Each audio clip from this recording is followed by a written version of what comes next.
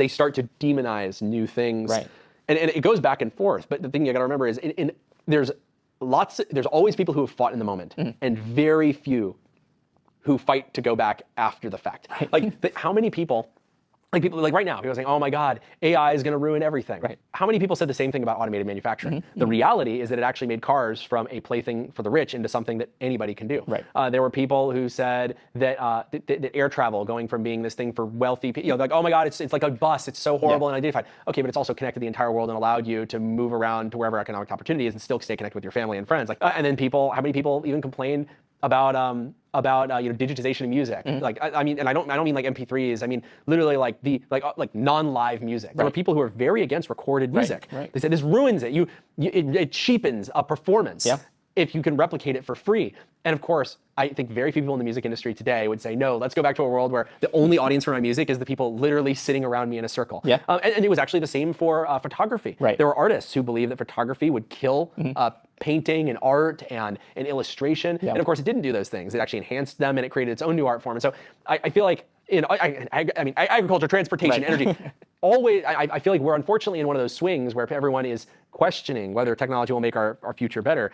And I think it's especially unfortunate because we're on the precipice of so many things that have been scarce becoming unscarce. And things that have been unobtainable for so many to instead become mass market commodities. And I'm personally a huge fan of it. We just got to get through it. Yeah, no, I'm completely. But it's really all about vibes. Like the thing is, it's hard to feel like, well, what can Palmer, what can we do to convince people? And usually the thing you have to do is not talk about it really good. You just have to do it really good until it becomes inarguable. Right. Like imagine if instead of making photography into an art, they had just argued about it on podcasts with painters. Right.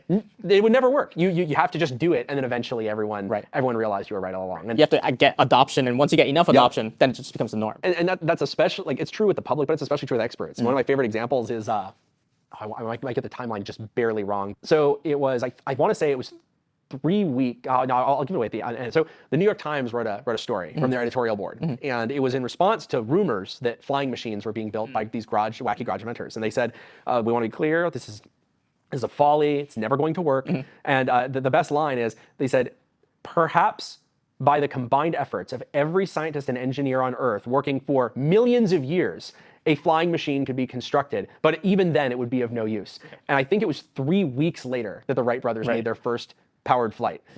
And of course, look where things are now. And it's just, imagine if the Wright brothers had, instead of building their flying machine, had gone to argue with this guy, right? You just, at some point you have to say, you know what, they're just wrong about our future, and we just need to build that future, and they'll get there when they get there.